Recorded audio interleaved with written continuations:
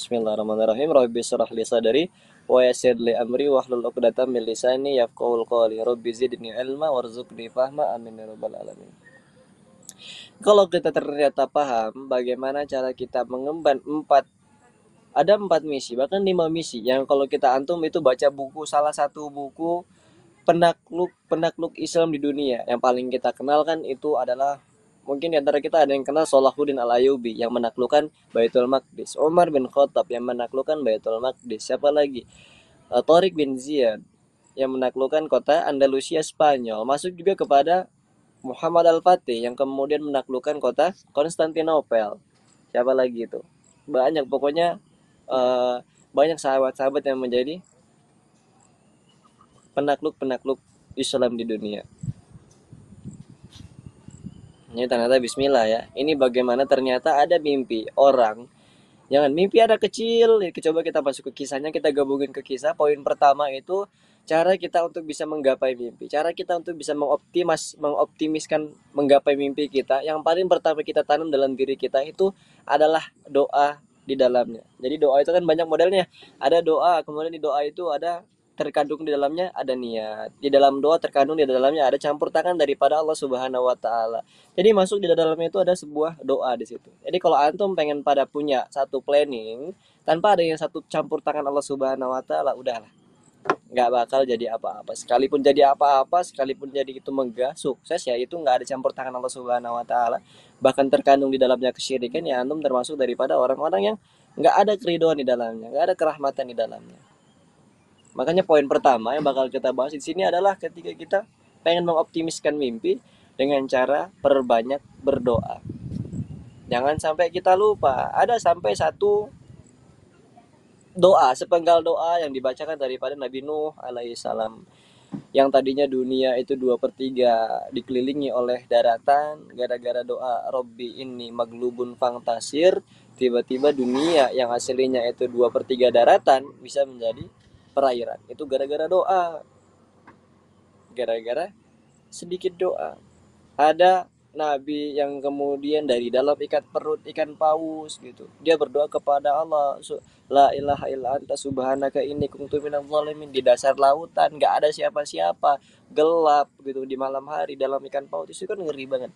Akhirnya gara-gara doa aja yang tadinya mustahil bisa menjadi mustajab. Jadi yang pertama itu adalah doa. Kita masuk ke cerita yang sama.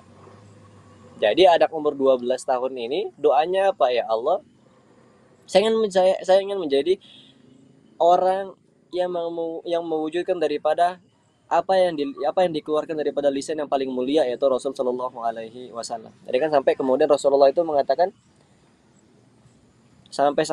itu mengatakan nanti penakluk Konstantinopel adalah sebaik-baik pemimpin dan sebaik-baik pasukan adalah orang yang dipimpin.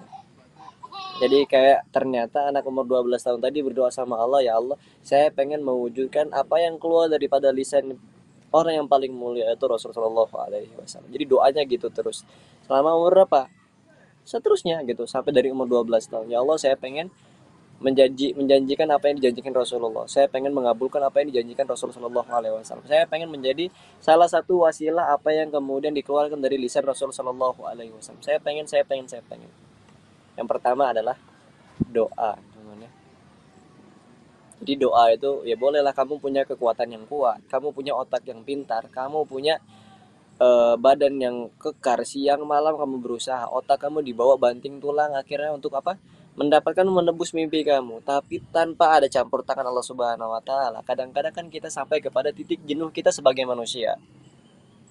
Saya pernah mengatakan tadi malam itu sampai-sampai Bunda Maria, Sayyidah Maryam, ibunda daripada Nabi Isa alaihi salam, itu kan dia mengatakan ya laitani mitu qabla hada gitu. Ya laitani mitu qabla hada, ya Allah, lebih baik saya mati aja deh daripada punya masalah seperti ini. Lebih daripada saya punya prosedur yang begini banget ceritanya gitu.